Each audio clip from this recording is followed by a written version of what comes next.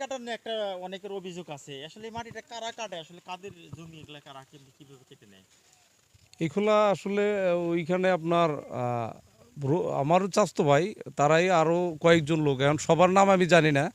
রফিক ভাই আছে, তারপর হাজির আছে, আরও কয়েকজন মিলে ওরা মাটি কাটে, দীর্ঘদিন যাবতই মাটি কাটতেছে। পাশাপাশি এই যে আমার একটা সম্পত্তি, এই যে 40%, এই যে দরপারে আপনার পুরা পুকুরের মতো যে হয়ে গেছে, এই জমিটার কিন্তু 40% আমাদের। এইটা মাটি পুরাটাই বিক্রি করে ফেলাইছে কাইটা তারা, ঠিক আছে। তারপর ওই দিকে আর একটা জমি, অনেক অনেক জমি এইখানে আসলে দখলে আছে, বেদখল আছে অনেক জমি।